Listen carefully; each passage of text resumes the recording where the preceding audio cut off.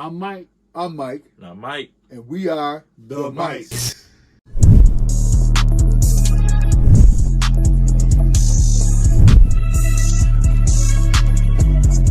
We're getting ready to talk about Shazam!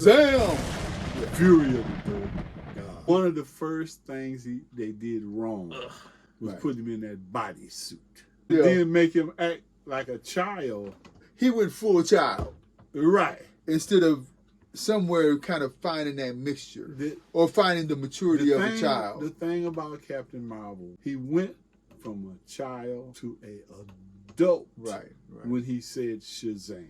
He had his moments, obviously, because he's how old is Billy? Like 14 or something like that. The problem with it, Shazam is hard to do. A comedy superhero show, but you do the serious bits. So you're doing a comedy, but it has serious parts. Right. Instead of having serious parts and putting it in comedy. Trying to make them funny. Then you could have leaned into the puffy suits. You could have leaned into the child dialogue. He's supposed to be the comedy relief. Right. I see that. Right. I mean, they also got Blue Beetle and the Flash and all that coming up. They build a younger roster. In the works. I mean, he usually a funny character when they put him in there. This gives us a segue into talking about DC's future with the James Gunn. So you got a situation now where if you want to do Young Justice, I guess you can with Blue Beetle, right? Yeah. I can't really tell what the direction they're going because they're putting in young characters and they're also having the same returning older characters. Well, it's happening at Marvel too. Right.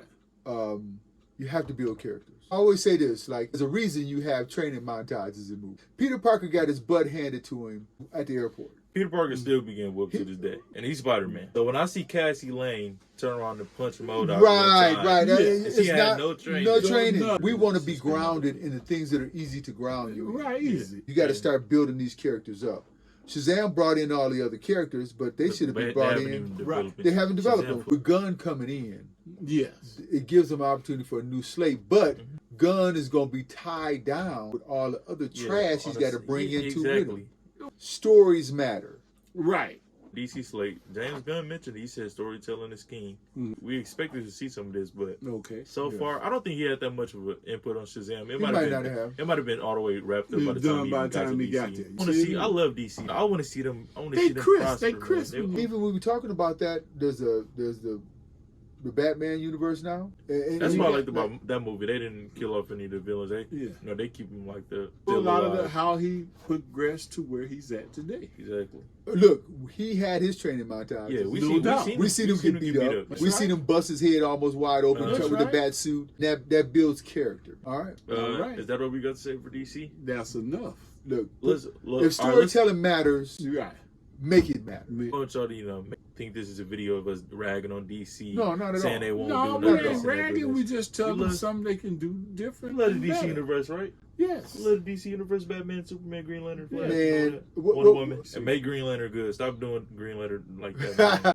Shout out to Zachary Levi. Keep your head up. Yeah. Mike's out. Well, one thing I can say about our talk here today. Right.